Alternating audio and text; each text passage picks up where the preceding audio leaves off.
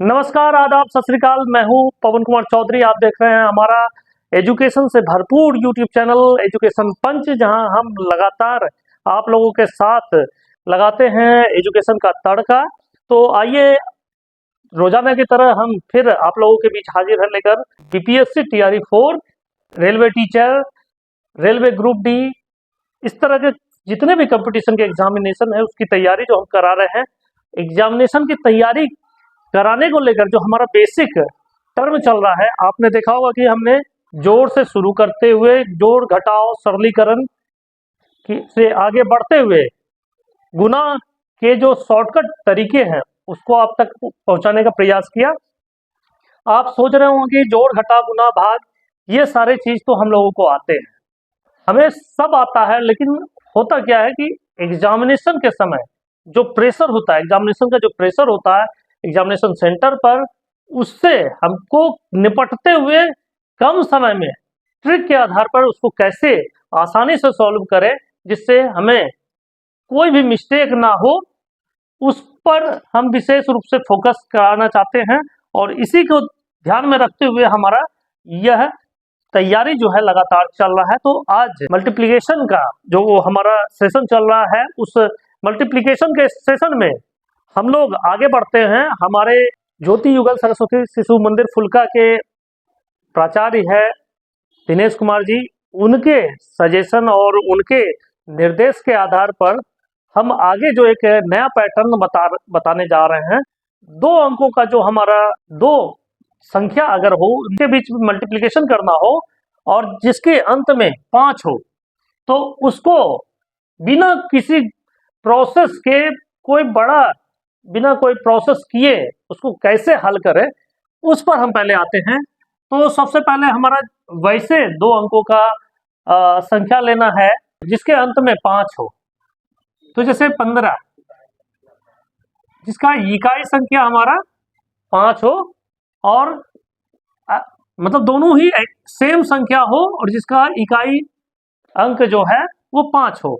ऐसे जो क्वेश्चन होंगे आप देख सकते हैं, जैसे 15 गुना 15, 25 गुना 25, ठीक है, 35 गुना 35, इसको कैसे हल करें उसको आज हम आपको व्याख्या कर रहे हैं उसके बारे में। तो इसके लिए सिंपल सा फार्मूला है, पहले 5 को 5 से गुना करेंगे, कितना आएगा 25। अब यहाँ कितना है, 1 है और नीचे भी 1 है, तो 1 को किसी भी एक संख्या को बढ़ा दे, किसी भी, जैसे यहाँ 1 है, चाहे इसको 1 बढ़ा दे चाहे नीचे वाले को 1 बढ़ा दे, इसी 1 को बढ़ाकर दोनों को आपस में गुना कर देंगे। जैसे यहाँ 1 है, इसको बढ़ा के 2 कर दिए, मन में रख लिए 2, इस यहाँ 1 है और नीचे वाले को 1, ऊपर वाले को 1 ही रहने दिए, नीचे वाले को बढ़ा के 2 कर लिए। तो अब इन दोनों को जो गुना करेंगे, 1 गुना 2 2 हो जाएगा। इस तरह से हमारा आंसर क्या हो गया, बिना कुछ दिमाग ज्यादा लगाए 225। अब उसी तरह यहाँ पे है, पहले तो हम 5 को 5 से गुना करेंगे, 25 हो गया। अब यहाँ तो 2 है, इसको 2 ही रखेंगे और नीचे वाले को एक संख्या बढ़ा के 3 कर दिए, तो 2 तिया 6, सीधे 625। अब 35 गुना 35 है, तो 5 25, 25 लिख देंगे और यहाँ 3 है और नीचे वाले को 1 बढ़ा के 4 कर देंगे, 3 चौक 12, 1225। तो इसी पैटर्न पे हम आगे भी चलते हैं, 45 गुना 45, तो हमारा यहाँ पे क्या हो गया 25, और इसको 4 रख लेंगे, इसको 5 रखें, 4 पंचे 20, 20 25। तो इस तरह से हमारा एक तरह का स्क्वायर, जैसे 15 का स्क्वायर निकालेंगे, 25 का स्क्वायर निकालेंगे, 35 का स्क्वायर निकालेंगे, 45 का स्क्वायर निकालेंगे, तो इसमें ये बेसिक टर्म आपको काम आएगा। 55 गुना 55 आसानी से हम कैसे एक बार में हल कर लें, तो वही तरीका हमारे पास है। 25 और 5 छके 30, 30 25। तो इस पैटर्न पे आप आगे भी बढ़ते जाएंगे। तो ये हुआ हमारा 2 अंकों का जो इस तरह के कैलकुलेशंस है, उसको जिसके अंत में इकाई का जो हमारा अंक है वो 5 हो और दोनों ही सेम नंबर हो, उसको आपस में कैसे मल्टीप्लाई करके क्या आंसर होगा वो आप आसानी से निकाल सकते हैं।